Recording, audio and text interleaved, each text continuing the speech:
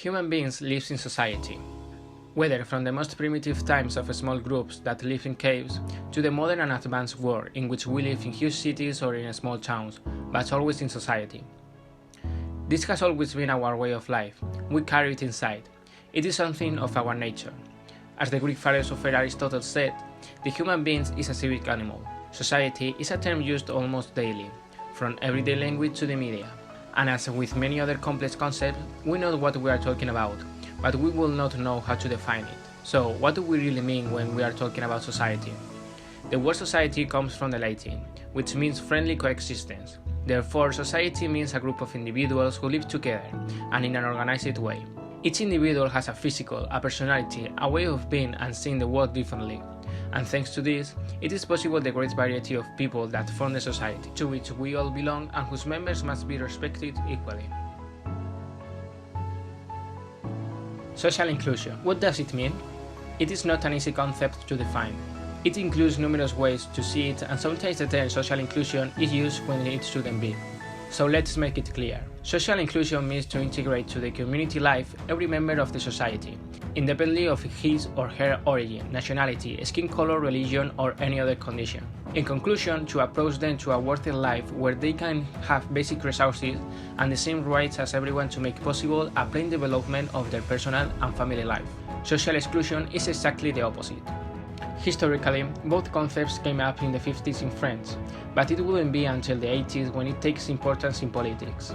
In 1989, the French politician Jacques Delors introduced the term in the European Union, and ever since it has become more relevant. Nevertheless, social inclusion and exclusion have never been really used in other countries further than Europe.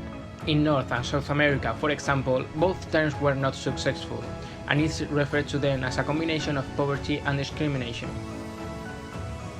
Who are the people affected by social exclusion?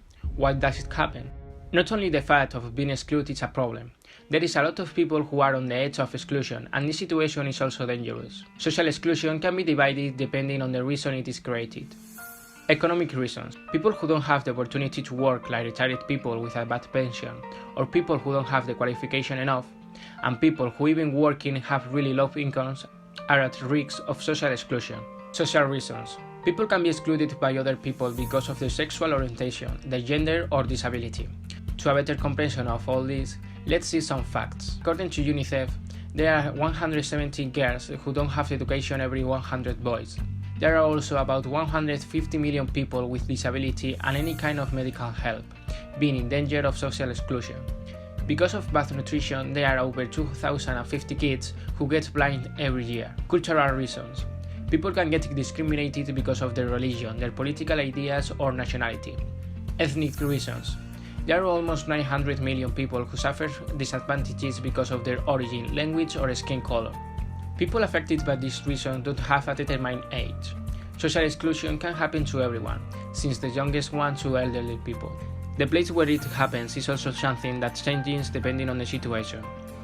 Social exclusion can happen to the same person in different places, like the street, the job, or even in education buildings like schools, high schools, or universities, where it is really common a kind of social exclusion, the bullying.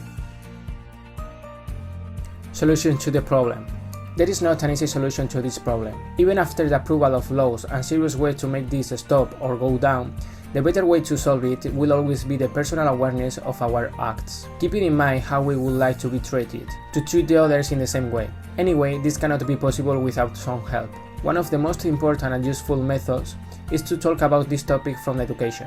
If kids understand the situation, they will not consider social inclusion when they grow up as something they have to do because they are told to do it, like it is sadly happening. They will consider social inclusion as it should be, something they do by themselves because they have taken awareness of it and they think it is the right thing to do. Related with the job, companies have to adopt an objective vision of the workers and try to avoid the prejudices to achieve a fair market, where all the people have the same opportunities. To establish household and medical health within reach of everyone is also really important. The participation of the government in this is essential. From the laws, much things can be done. The European Commission is a pioneer in the implementation of this. In 2005, it was approved to establish proposals to avoid social exclusion. Some of these were: set up a worthy household for everyone, increase the integration of people with disabilities, improve the social protection systems, or improve access to public services of quality. I will talk about social inclusion in the region I live in, Spain and Extremadura. It cannot be said that Spain has been doing well about social exclusion over the past few years. According to Caritas, the number of people in a situation of social exclusion doesn't matter the reason or the grade, is of 8.6 million people by 2018. That is 1.2 million people more than in 2007. In 2013, it was approved a plan by the government to try to fix this situation, with a budget of over 136 million euros, but the results have not been successful at all. According to AROPE, Spain is the 7th country in the European Union with the highest percentage of people living in social exclusion.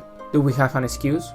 Well, the 2008 financial crisis hit really hard to Spain's economy, making a lot of this information become true. Nevertheless, the situation hasn't improved, with a slight recuperation of Spain's economy, and it is going to be impossible to achieve the proposal of the European Union to reduce 1.5 million people in social exclusion by 2020. Extremadura, where I live, is one of the regions of Spain with the highest rate of social exclusion. Because of this, measures have been taken to try to fix it. There are different organizations in the region. The C6, Center of Social Inclusion of Extremadura, is actually in my town, Cáceres. The local government used in 2018 more than 335,000 euros in the effort to avoid social exclusion. After all this, what can we think about this topic? Well, we have seen it is a huge problem that affects a lot of people. In Spain and Extremadura, the situation doesn't seem to be good, but I have to say something good about it. Maybe we are not fixing it in a good way, or maybe our efforts have not been enough. But I reckon that in the future, a future closer than we think, social inclusion will not be something we think about it as a problem. It will be something we will do because we want to.